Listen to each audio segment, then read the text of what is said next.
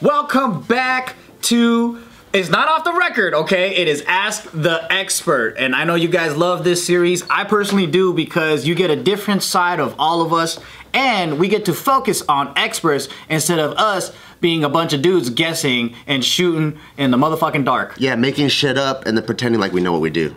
But I know everything. I'm happy to introduce our guest for today. We have Andrew Chau from Boba, guys, our biggest competitor. I wanted him to come on our show so we could steal all of his ideas for right Chumbi.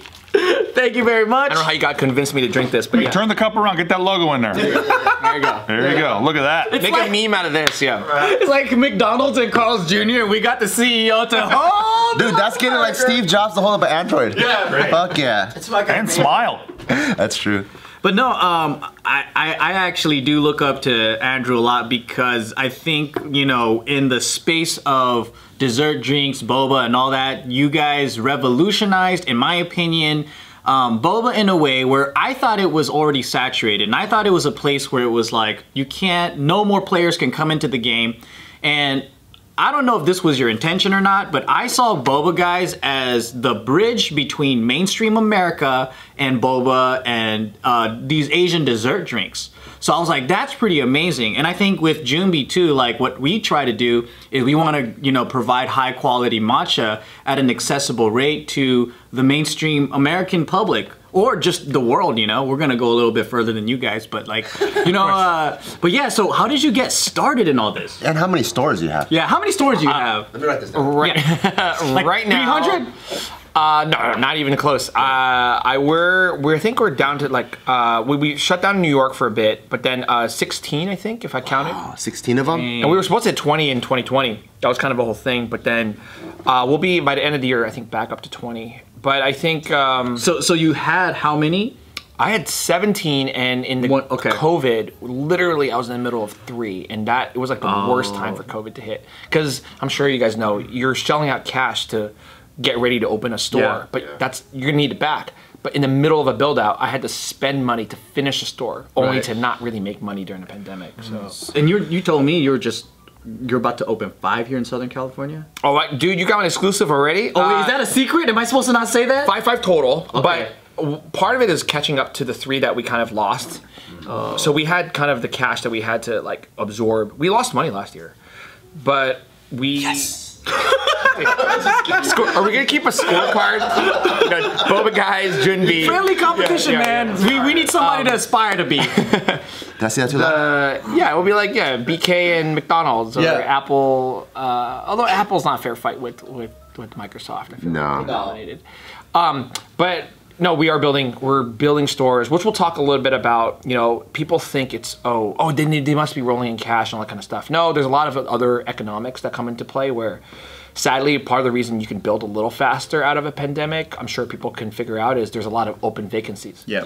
So it's just cheaper to build out, and more people need work because few people are opening. So the prices of labor goes down for build outs a little bit. Yeah. Yeah. I think we were able to franchise and get everything ready by early 2020, but then as the pandemic hit, a lot of the people that were ready to sign up with us were like, we're just gonna wait this one out. And we only had, 2 brave entrepreneurs that decided to keep going. And so we were able to open 1 in New Jersey, and we're gonna open up 3 in Texas. Where in Jersey? I'm from Princeton. Jersey. Oh, okay, that's further. I'm from Woodbridge, which is like Princeton's a little bit like, it's a little further down. But wait, so you're not from NorCal? No, I am from NorCal, but most of my energy, people are like, oh, you talk like super. I'm from Jersey. I would say my mental energy is like Italian, Jewish. That's why if you see people are like, oh, Andrew like doesn't act like a normal Asian, like all the stuff that's going on right now, right? They're like, oh, that energy is like, that's kind of aggressive. I'm like, yeah, because when I was a kid, I was the only Asian kid in town. My parents ran the restaurant on Main Street. When you see people, do you just like grab your nuts and shake it out? Yeah, you want a piece of this? Hey, get the fuck out of here. What's up out here? Yeah, so it was next to... See, and that's why he's so successful, because he's an East Coast workaholic, right? Well, I am a workaholic, and yeah, it's a working class kind of... Jersey, the whole state is a very kind of blue-collar state. So, a lot of Asians there, though. I didn't realize... Yeah, it's cool. Like, how many Asians... Can I ask, what makes you go like... You're like, you put it on a piece of paper, say it's 10 years ago, and you're like, I'm gonna do a boba shop. What's step one for that, and how do you take that and turn it into 14 locations? 16. One's 20 too. Yeah, one's 20. And at the end of this year, 21. No, 20 is the number where you start hitting into different legal issues. They call it. Really? Yeah, you run into like formula retail in a lot of cities, where you have to go through extra hoops because you're too big. Which is good, actually. It's like in a different category now. Yeah, I'm gonna be in the 19 is our goal. Starbucks. Yeah. No, that's what people. Okay. You aim like 19. You guys have a lot of cool brands. You guys are smarter, right? So you guys build your 19 brands of all of them, so you never really hit 19 of one. 19 of one. Hat store, sock store, underwear store. You could do that. Actually, you could probably pull that off. Just buy all these complexes with all these kiosks. Yeah. So how did you get started? So we got started. I mean, I'm not. This is. First of all, I'm not just flattering. I know you guys a little bit offline, but online, a lot of it. I started in 2011, right? Mm-hmm. But that was also when you guys were popping off and people know we're close with, Phil Wong Fu, and he's got his Bopa Mofo. Shouts to him, although we're not going to drink him on camera. So when you guys started, I was watching, Asian YouTubers, right? And some of you guys, people know Boba guys knows a lot of the crew is because I was a party promoter also. So I had hired our group had hired early day FM Farce movement stuff. So there was always this kind of hey, there might be a cultural play, right? It's gonna sound super bougie or elitist, but I grew up, I'll talk about it later. I didn't grow up with a lot of money, but I did go to business school. And when I was in business school, I was in Shanghai during this trek or business school trek. I was there for a month, and I was looking down in this area called Xintiandi, which is it's like the expat area. My uncle lives there. He's a big VC, and I remember seeing a Haagen-Dazs, and the Haagen-Dazs was super blown up. And I was I told my uncle Michael, I was hey, I didn't know ice cream did so well in China. I hadn't gone as. Yeah, doesn't everyone get diarrhea from it? Yeah, exactly, right. It's I don't want to overly stereotype, but do you guys have different genes than us back at home? But then he goes, no, it's big, and American stuff is really big here. I'm sure you know this. And I said, yeah, and he goes, he calls me Zai Zai. He goes Andrew, little kid, Andrew, you're this marketing guy, because before business school I was in marketing. Well, I still did it a little bit afterwards, but it's how come you don't build a really good brand? And how come you don't make people proud of Asians? Such an Asian wow. He's just straight up, yo, how come you suck at the shit that you studied at? Exactly. How come you're no good, huh? Loaded question. That judgy. Yeah. He came to my grand opening, swear to God, he told my mom, I didn't even tell this story. He's at not to be we have a book out. The last chapter is actually about him. True story. He actually even told my mom, how come Andrew doesn't dream bigger? Swear to God. Wow. I was oh my God. Where's he at where he can say this? Is he baller? He's a baller. Or is he just he's broke as fuck just talking shit? Is he still ashamed of you? He's a big, he's slightly less ashamed now, but my uncle, he's a self-made man. Yeah. He is a big venture capital. People might, if I don't want to say. So his standards are why don't you open up 300 stores? Mm-hmm. Why are you doing 16? Yeah, well, yeah, because he came to my grand opening, actually. I remember him sitting in the corner, and I was in the back making drinks. And he was just upset. And no, he was. He's a pile of cigarettes this high, and he's smoking one. He was really proud. Oh no, yeah, he was he was part of I don't know if you guys feel this. People think, it's your Asian parents, but there's other relatives that you fight for their approval. Right. And it's crazy because whole army and a lot of other ethnicities. It doesn't really matter besides your parents, but then in ours, it's there's a whole board of advisors you need to. Exactly. Everyone's got a thing to say, man, and it's shut the fuck up. Yeah. But then they help you in so many ways too, so you got to shut the fuck up and just make them happy. Yeah. So basically, it was about culture. It was about all right, can we make people proud? Because I was watching you guys, and I was for the first time, because before that, the only other time I saw cultural coolness. I mean, it was before Fresh Off the Boat, so there wasn't really any. Maybe I saw Lucy Liu in Kill Bill, which was exoticized, right? So you saw them doing wig comedy, and you're like, wow, this is making me proud. No, you guys were making films, and it was all the dancers were making cool stuff. That's why I respect a lot of the I was at NorCal, so a lot of the dancers that we saw to go on. You guys know, we were talking to people before this is ABDC. So that was getting hot. So what I was like, could that happen for food? And Bauhaus had just started taking off. That's Eddie, right? And if people know, like, I love Eddie. Eddie's like my big bro, my daga, Eddie Huang. And then David Chang had not yet popped off. So it was really just Eddie, but he was kind of like leading the way. And then so what happened was, I'm also then lived in the Bay Area. Phil's Coffee and Blue Bottle came out of the Bay Area. And so we were like, what if we took the culture of kind of what we do with the model of Blue Bottle. Blue Bottle was really, if you look at Boba guys, it's who I probably emulate the most. What's their model? They're kind of like quote unquote artisanal, bougie third wave, right? So that means like everything is a little bit more handcrafted, higher quality, kind of global mindset. I mean, Blue Bottle should give a little bit more credit to where they kind of took the ideas from. They're Japanese coffee style, right? You know this. Yeah.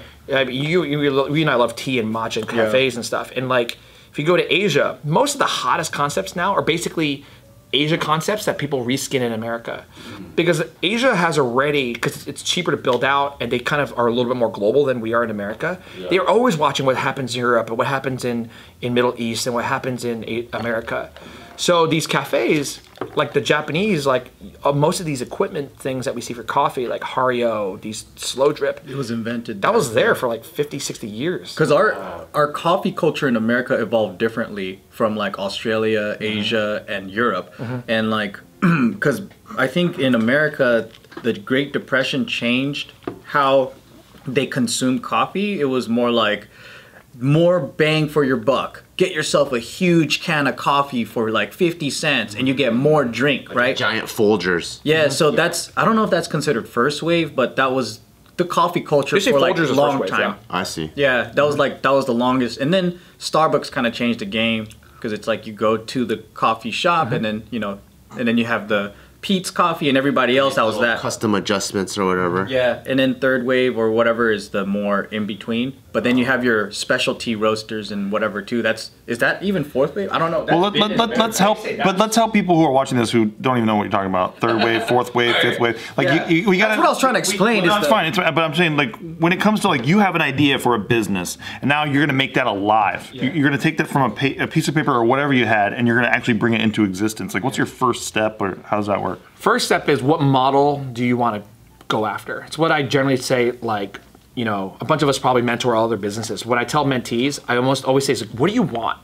Like, what's your closest emulation? You're like, oh, I want to be my own person. It's like, I don't know, people want to be an actor. I'm like, am I going to be Hugh Jackman or am I going to be like Matt Damon or hopefully not white guys, but like, sorry. But like, what's your goal? So for me, it was Blue Bottle. So I was aiming for a Blue Bottle model, meaning I don't need crazy volumes like Quickly or these like big boba shops. I was not going to be overtly kind of like a pretentious specialty brand. Yeah, like third wave roasting with single origin. Blue Bottle was roughly accessible because they were in kind of like just the upper middle class kind of like sweet greens for salads. So when we were putting that idea together, it was like, could we do it? The number one thing was, doesn't exist, but why doesn't it exist? And I think that's the real question. Like, if you're going into a territory where it's never really been done before or never been popularized, it's usually one of two reasons. One is because somebody's tried it and everybody kept on failing, or no one's kind of cracked the nut of the problem. So that's where my marketing background comes in, where, this is where I don't really, this is a great forum because you guys are like fun and I could talk about my nerdy stuff, but to be honest, like if you're a true marketing, anybody who's done marketing, you fundamentally believe the future's wide open because a marketer's job is to create demand out of nowhere. And so I was like, could high-end boba come out? And so some people said, well, if it was available or somebody would have done it already. Boba's been around for 30 years at the time. On the other hand, people are like, well, how are you gonna do it? How are you gonna convince people to like boba when, like Americans don't even try anything different? So to me, I'm like, well, what if that's a marketing problem? So in the first year, we did a pop-up and we really, did it in a way that was like making both Asians feel proud, meaning like it was cool boba. It's why we kind of started with like kind of the hype, kind of hype beast world. And then with with a little bit of Americans saying, hey, if you don't know what boba is, and you didn't grow up in San Gabriel Valley, Cupertino, or these kind of enclaves, boba can still be for you. Because the real honest question was, I used to work in corporate, right? So I used to work at Clorox, which is in Oakland, and there's a Chinatown next to the headquarters, and we'd go out for coffee. It's what you do when you're yappy, right? Sorry, I'm allowed to say this on a different YouTube channel. Okay, so is that Wong Fu's word? Yeah, is it? Who created that word? I don't know. You're the one who has to stand by it. Yeah, exactly. So some Asian professional with my colleagues, we'd go for coffee down the street in Oakland. But I remember this. I'd go to a boba shop, which was next to the headquarters, and they would always go to like Modern Coffee or Starbucks, which is these coffee places that are next to each other in the plaza. And we'd go back to our office and go back to our desks. But I'd had boba, and sometimes I'd bring them to a meeting. And I would then invite my coworkers, who generally were not Asian. And I could tell you could just read it on their face, they couldn't feel comfortable. So now you have a choice. One hand, it's like you shove it down their throat and be like, "What? You're so ignorant. You're so naive. Yeah. Like, how come you don't even want to try new things?" I can tell you that doesn't work. No. You know, I was like, make it more accessible. So what I had always done is sometimes I even like milk tea for like friends and stuff like that. So, and I came out of the food business. So on top of that, I grew up in a restaurant in New Jersey. So my dad opened a restaurant in Woodbridge. So I had already had a food background. I was always very comfortable around food and getting dirty. I don't mind like cleaning up shit and stuff like that. So that combined was like, all right, could then there be a missing there's this huge hole. The reason it hasn't been cracked was a marketer couldn't figure out the story. And that's where I looked at you guys. I looked at, when I saw between, the big YouTubers especially, some of you guys crossed over, quote unquote, like into not just Asian YouTube. Yeah. Differently. You guys were one of them. Because I looked at your guys's, sometimes it was super Asian. Other days I would watch and I'd be like, oh my gosh, it's Asians run, but a bunch of other people who aren't just Asian. That to me was kind of how I felt like that model can work. So we just chose Blue Bottle and tacked it on with kind of the Asian culture. So you knew you were gonna do boba? Is that something that you chose and you created, and then afterwards you're like, aha, I'm gonna be like Blue Bottle and then make it more accessible and change it? Like, did you have the store first and then evolve, or did you think of all this first and then make the... Good question. I would say chicken and the egg. It's a little bit of both. We essentially did a pop-up, and the pop-up was called Boba Guy. So we knew we were going to do boba from the pop-up. But we were exploring. This is where it's like a little bit, I don't know what came first. Yeah. How it really happened was my co-founder and I don't drink much, like alcohol. Yeah. We had the Asian flush, which is a separate thing. And then, so we were at a company when we met called Timbuktu. You guys know Timbuktu is like backpacks. Yeah. So it's I don't mean this in any way. It was just an outdoor-ish hipster company, so it was like pretty white. Yeah. So even when I went to coffee breaks back then, and Timbuktu had like kegs on tap all the time, because it's like outdoors, they always got tap, and everybody bikes and has their panniers on their bicycles. So we were like, we don't want to drink beer with them, so we'd go grab boba. And so when we go grab boba instead of beer and bring it back to the happy hour, like we maybe thought we were gonna do apparel, like a spin-off off of Timbuktu. Because we both, my co-founder is like super fashionable. He's like close with, Errolson from Acronym, and that's where the hypebeast kind of stuff comes from. It comes from him. And then we were drinking boba every time we brainstormed though. So probably for a 3-month period, we were thinking about what fashion and accessories brands. We wanted to make like straps or like cameras, which at the time, everybody was shooting DSLRs.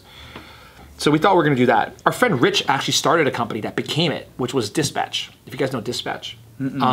He actually became the company that out of San Francisco that actually was the idea that Ben and I wanted to do. Oh. And so we had a different friend start it. Yeah. And then you guys went to Boba Guys. Yeah. And you got food. Like you were gonna do merch, clothes. Yeah. But you come from your pop-up shop and then you're like, I want to do merch now maybe? So while we were like thinking of these ideas, every time was drinking boba. While everybody else was drinking beer. Everybody's like, San Francisco, what's the best idea? What's the next startup? So one day was just like, what about this? And that's when it started the seed of the idea 2010. Thought about it for a year. We were like, what if it was food and beverage? Not apparel, but food and beverage. And that's when, by the time we knew we wanted Boba Guys, it was just a matter of how are we going to execute. Like, do you go full in store first, which is a whole separate strategy, or a pop-up? We did pop-up because little did we got lucky. The most famous pop-up probably ever is Mission Chinese, which is Danny Boeing. He was a street down from our original pop-up. So it was all in the Mission District in San Francisco. So we literally didn't know what pop-ups were when we started the idea, but by the time we had the full baked idea, we were like, why don't we do it the Mission Chinese style, where we go into another place. So there was a Japanese ramen restaurant that our friend ran, and that was how we started Boba Guys. Wow. So the Japanese restaurant. Stefan and Robert, they had no business actually letting us there. They just believed in us, honestly. There's stories where, I'm sure you guys had this, how do you get your start? There's always those people. They just give you a chance. Yeah. So that Lady Gaga thing, there's 99% people in the room, and it just takes one person. It was them. Because nobody else was willing to put, if somebody dies from your drink or chokes or whatever, that's the insurance is on the restaurant. Yeah. Not on the pop-up. So they were, and we dealt with hot water. I mean, this is a story I never really got to tell ever. We didn't know how much tea we were going through. So we were running out of hot water constantly in the early days. And we launched pretty hot. First day we sold 200 right out of the bat. What do you think like helped with that success? I think because most people, like when you start like a brand new brand, there's like, for example, when me and my wife first started Brigade, we went to the California State Powerlifting Championships, I think in like 2013. And coming from like the YouTube world, we're already pretty big from JK. Yeah. I'm used to like 100, 200, 500,000 people in the auditorium. I'm like, cool, we're gonna fucking clear this shit. So we go there, we set up our little WWF table, and we sold 2 shirts that day. One because some person came and just liked Skull and Crossbones, and they'll get Skull and Crossbones anything. And the other one was Nadim, who was lifting that day, and he was actually a fan. And that's it. And then we're like, fuck, I don't think this is gonna work out. No, but look at you guys now. It's humbling though. That's humbling. It is humbling, but it's like, you know, so for me, I'm like, not 200 in the first day. Not very many brands out the gate. It's like pow, like that. So this is again not pandering. The story that doesn't get told enough was we actually had a column on Good Magazine. So this is where, I mean, the alliances. That's why I like networking and stuff. This guy Tim Fernals was the editor. Now he's at Quartz. If you guys know Quartz, so Quartz is like this tech kind of like hip online magazine. Tim Fernals. I don't think if he's watching, Tim, like shouts to you. He knew I was a writer. Both my co-founder and I also wrote and did publishing and journalism when we were in college, undergrad, and so. He and I had like blogs that people read. He actually had a huge following. He had like 100,000 person Tumblr called You Might Find Yourself, which is why his handle is YMFY, my co-founder Ben. So Tim had read our writing and said, what if you chronicled your idea from the very beginning on? So those articles are still online right now. The magazine was called Good Magazine. The founder of that was the son or the heir of Inc. magazine, INC magazine. So it's his son who wanted this like do-gooder magazine that was about social responsibility. So we used us as a column. So there were, for like 20 straight weeks, I wrote. So we launched in week 15 of the columns. So I think maybe I had 8 weeks or something like that. So you built your following before the launch. People were falling in love with your process. It reminds me of this book called Show Your Work. Have you heard of that? I heard of it. Yeah. It's and basically, it's this concept of, you know, tell people your process. And it's kind of like how we're doing right now, you know, with the fans that are watching. Someone out there might create or follow and, you know, do something based off of that. Yeah. I mean, I watch you guys show your work all the time. Yeah. I remember when you guys were building out, you know, like JK Party or, because I was just a viewer at that time. And then as you guys built your businesses, I'd be like, oh, you know the JK guys, they built Barbell Brigade, they built this, you know, at the time, Sip Matcha. Yeah. And then I had known June, one of your partners. And that's when I was like, wow, like, but they have a platform that had an audience that they told their story. That's why I think the storytelling is what I think, especially if you're, I'm not good at a lot of things, but the one thing that people don't really, I think they underestimate is the power of story in business. People say, oh, that's YouTubers. I'm like, no. I'm a That's marketer. branding, bro. Yeah, exactly. That's marketing. Exactly. What is advertisement? It's telling a story of how we're gonna solve your life's problems. Exactly. Right? But that's crazy how people don't think of it that way. Yeah, people are like, oh, you did it because you have great design. You did it because you cater to white people or hipsters. I'm like, dude, no, it's a story. Like, I'm going to say this, in the early 3 days, first 3 And it's years. gotta taste good too. Yeah, your product has to be good. Hopefully. But, people, for the first 3-5 years, we got so much shit. I don't know if you guys could relate to this. Is for like, they didn't understand the full story. Especially the way media works, right? They're like, oh, just a snippet. You as an entrepreneur know exactly what you want to do with Barbell Brigade, with Junbi Matcha, but people always, especially they're not even haters. They're just people who just Critics, are into the status quo. That's how I'd say. Yeah. They're critics. Yeah. They just are like, they don't like change. They're like, oh, they're purists sometimes. And they're like, oh, well, you're here fixing Boba. I'm like, I'm not here fixing Boba. What I'm doing is I'm trying to grow the pie. Yeah. And so, but I'm a businessman. So I always, in kind of business philosophy, it's calling like growing the market, expanding the market. So, when another boba shop opens, generally they steal from just other boba shops. Mm-hmm. When Boba Guys opens, we are taking people from Jonah Juice, or I call them Brona Juice. I love them, but Brona Juice, or Starbucks, Phil's Coffee. Yeah. That's actually where a lot of our crowd comes from. Yeah. How do you know? Well, our employee base, I almost never hire from boba shops. Like, I didn't even apply. I get my people from X Starbucks, X ice cream, Salt and Straws. And am I allowed to say brands? Yeah. So, Kim, Salt and Straw, sponsor them.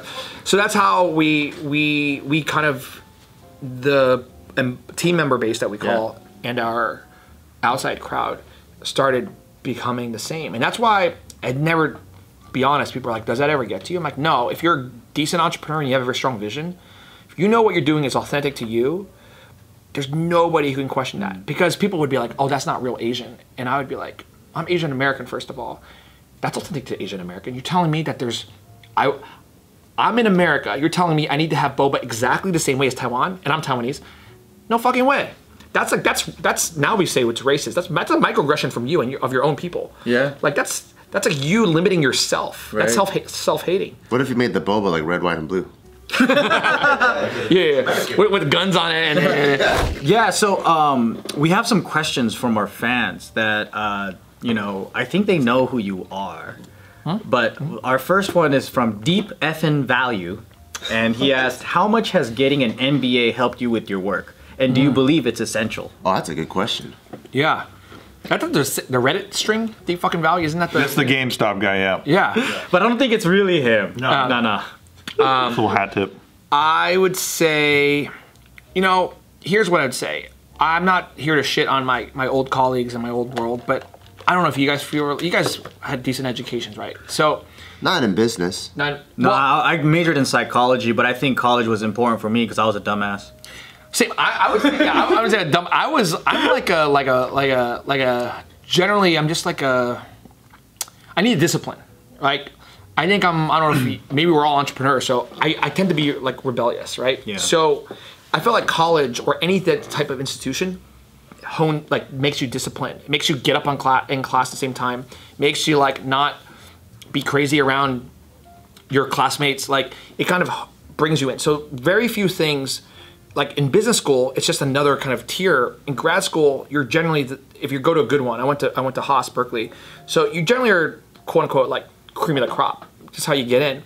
So at that point, I still people are like, oh, you're a CEO of a $8+ figure company. And I'm like, yeah, but he's like, oh, you don't look like one. I was like, well, what are you supposed to? I know, what's that supposed to look like? A suit and tie? Exactly. I was like, do you think all CEOs wear suit and ties, or they don't? There's wear 9-figure guys that look like bums. Shit, dude. Yeah, exactly. Every zero, you just look worse, right? The CEO of Hot Dog on a Stick looks nuts. Really? Fuck yeah, dude. I can pull a picture of it. Does he wear that? Circus clown, and he walks in the room like this. I want to see what their all hands look like. Yeah, they have a big mascot coming out. So I think in the MBA then is kind of like, you can have things that replicate an MBA, but I think the organization, the system, and maybe formalized networks where sometimes I do a call and I just say, hey, I'm like a Berkeley Haas alum. They'll actually take your call. Like it opens doors. Yeah. Because of the clicks. Because exactly, because of alumni. So I think there's a little bit of that, but then you could technically get that through like the School of Hard Knocks. You could just be coming out of another network or kind of like crew, like, you know, you have these cliques in whether in culture, in media, in fashion, like that you could have came out of that in exact same for NBA's 2 years and gotten very similar results. I personally think the NBA had nothing to do with kind of too much the success of early day Boba guys. I would say now, yeah, it's pretty handy. Like my old spreadsheet work, my ability to, you know, we don't franchise, and not that, you know, it's bad or anything, but we haven't franchised and we haven't raised Series A yet. And that's what I want to also dispel. People are like, oh, you must franchise and dispel. I'm like, no, we got to 20 stores self-funded. Yeah. Wow. So we're looking at maybe Series A, but the NBA helps there. Because when you do that and you're talking to the guys who funded the first Starbucks or these things, they're like, Andrew, we can make you the next Boo Bottle. Well, real quick, Series A is the funding from the banks. Funding from institutional, it could be banks, family funds. For all the people that don't know, what are the different ones? We have Angel and then this is. Oh, I never get to talk about this. Because in the room we know, but you know, like I love this. Yeah. Usually people don't ask these like business nerdy questions. So high level, it's how you get money, right? So if you're listening, you get money different ways. It's called capital in many cases, right? Like seed capital, startup capital, and then there's different phases of a company.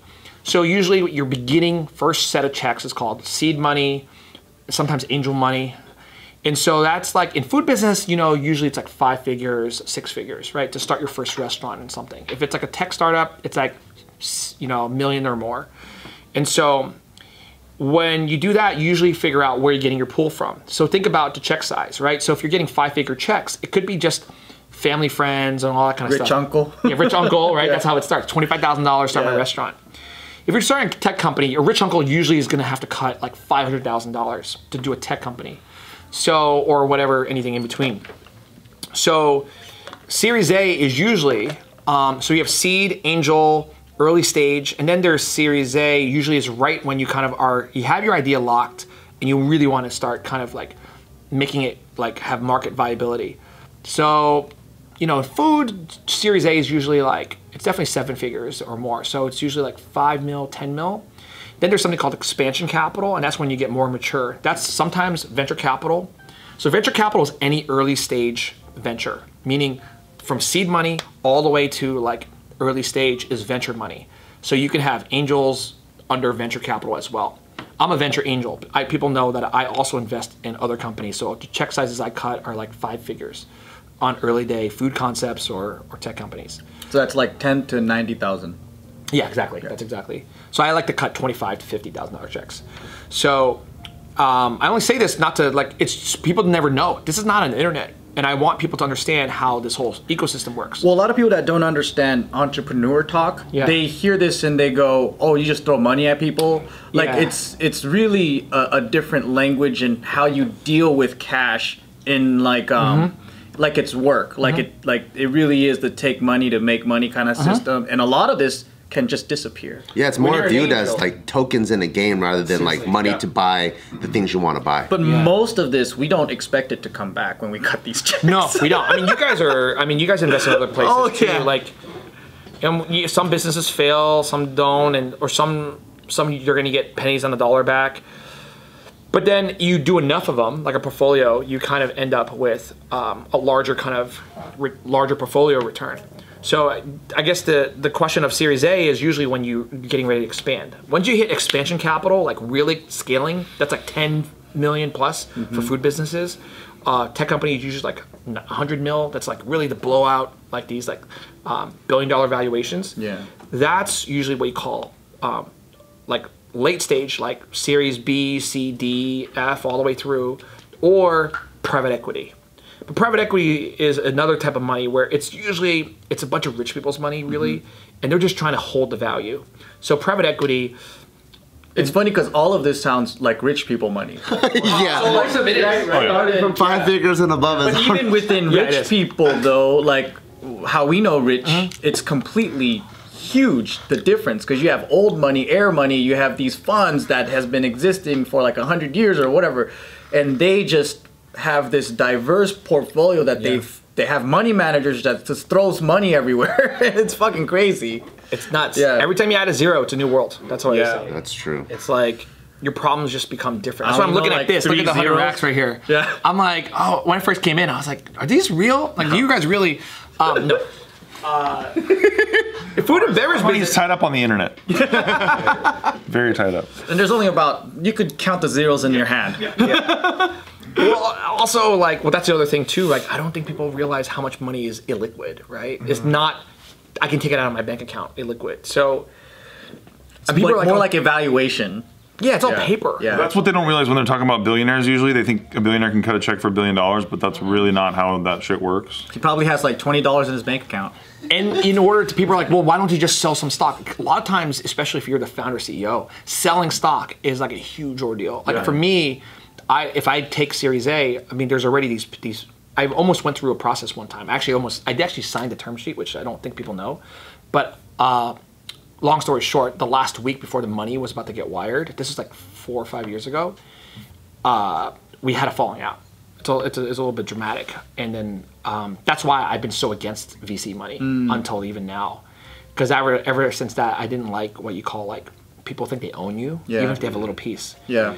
So in these kind of contracts, they'll be like, well, how do you sell? Because sometimes selling your own shares of, if you're a founder or CEO, it's the signal, right? That's why Elon can't like just unload all his Tesla stock. Well, didn't Bezos do that and drop his own price? Well, he did it, and then he bought back because it was like, I got it cheap.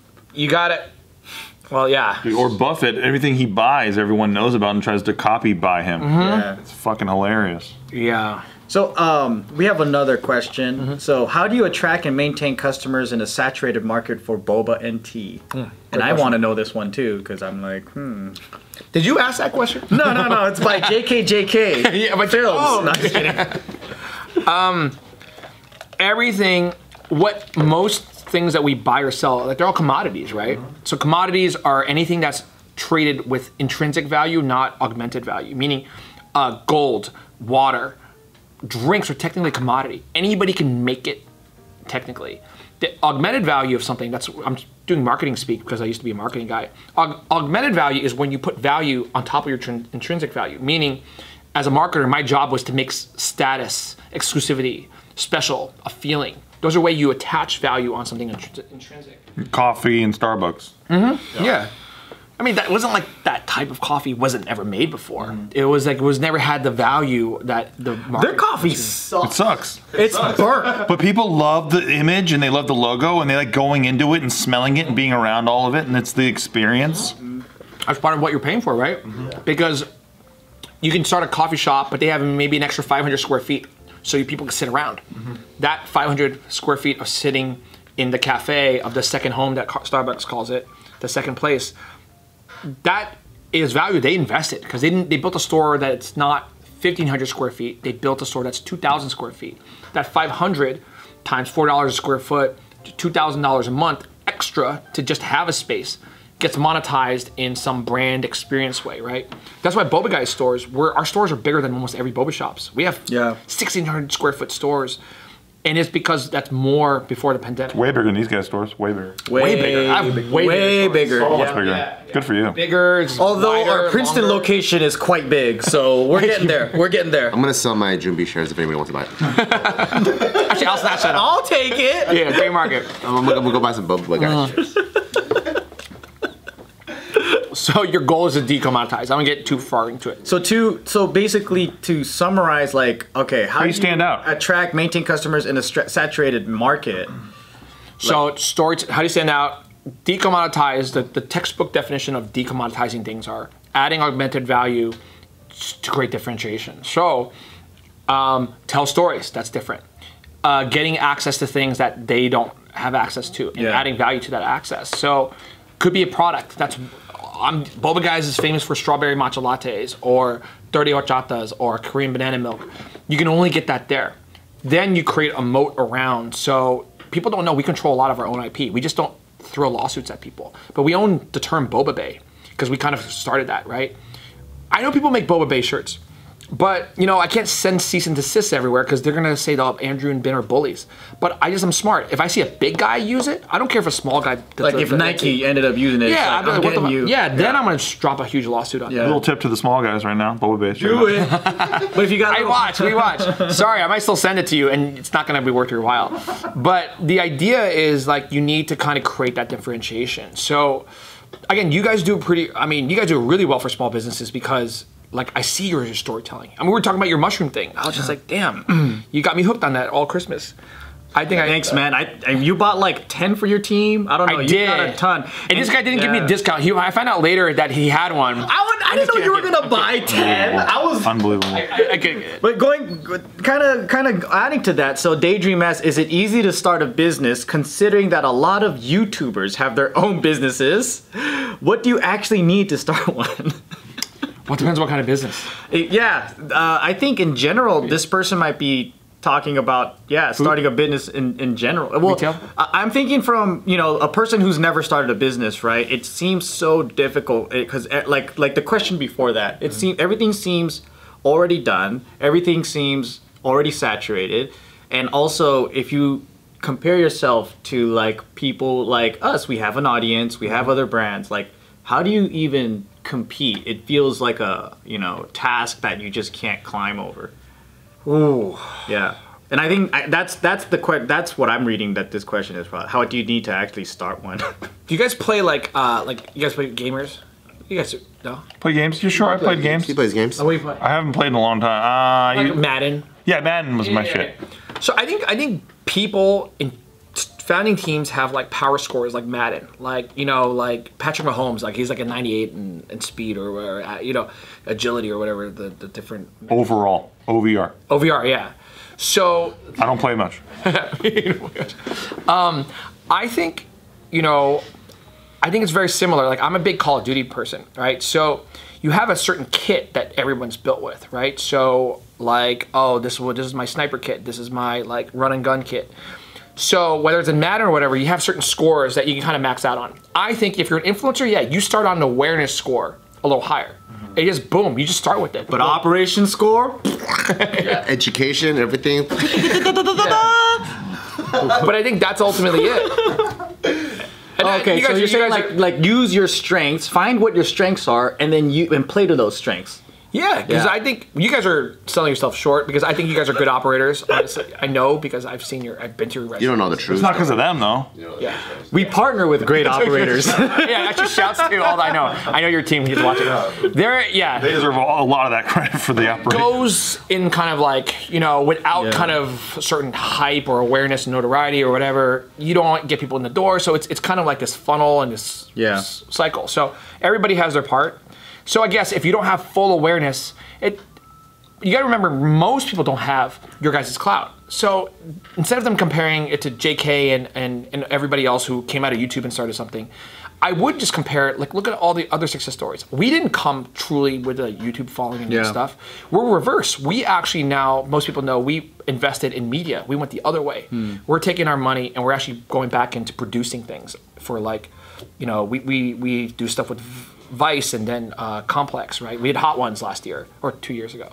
So I think everybody has to start somewhere. We chose kind of a branded route, which happened to be my wheelhouse, but I didn't have the awareness route. I didn't have like the megaphone.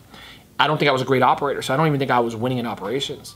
So, and then I got better in operations, and then now finally maybe I'm starting to get a megaphone. So everybody kind of branches off differently, but don't be disheartened. I think the majority of successful entrepreneurs are sitting out there. They're probably, if they're even listening, watching, it's that same mentality that is going to grow. Because I don't know if you guys are like this. I know when we talk, we feel this way. You're always learning. You're always wanting to be like, how did you do that? That mentality is usually indicative of someone who has the right kind of like mindset for entrepreneurship. Now they also have to be good at action. So if you're watching these and you happen to be very action oriented, then I think that's a really good combo for entrepreneurship. Cool. Well, thanks a lot, Andrew. Stay tuned because we're going to continue this again, but that's all we have time for today, guys. What an outro.